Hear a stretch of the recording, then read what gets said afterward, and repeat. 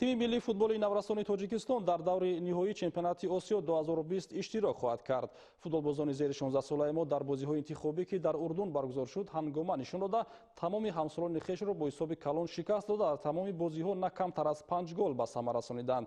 این دستاورد در میان بیش از 40 کشور قاره آسیا بهترین محسوب یافته محض فوتبالبازان تاجیک با دروازه حریفان از همه بیش 29 گلی زدند.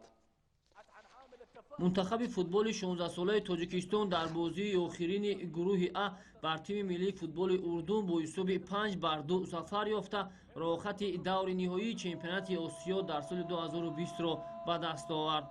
در این واخوری شاگردان اهل‌دین تردیوف در ابتدا 2 گل به دروازه‌شان سر دادند. عبدالقادر العلیم در دقیقه 11 رقابت و ادهم خانم الردی در دقیقه 13 رقابت گل دوم را به دروازه منتخب 16 ساله تاجیکستان وارد نمود.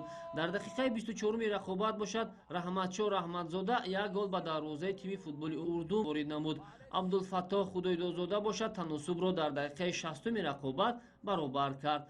خسرو طاهرов با گل زده خود تیم ملی فوتبال 16 ساله تاجیکستان را به پیش برآورد. سنت‌الله عزیزов در دقیقه 77 رقابت حساب را 4-2 به سود تیم ملی نورستان تاجیکستان کرد. حمله‌گر تیم ملی 16 ساله تاجیکستان محمد واریث سیدعلیев با نتیجه این دیدار نقطه نهایی گذاشته و این مسئله تاجیکستان با حساب 5-2 عمان را شکست داد. بازی‌های انتخابی که از 14 تا 22 سپتامبر در اردن برگزار گردید شاگردان اهل‌دین تردیوف بر تمام رقیبانشان با حساب کلان ظفر یافته در 4 بازی گروهی در مجموع به زدن 29 گل مشرف شدند. یادآور می‌شویم که دور نهایی چمپیونات آسیا در سال 2020 از سال 16 سپتامبر آغاز گردیده تا 3 اکتبر ادامه می‌کند که مکان برگزاری این چهاربینی بزرگ ورزشی بحرین انتخاب گردیده است.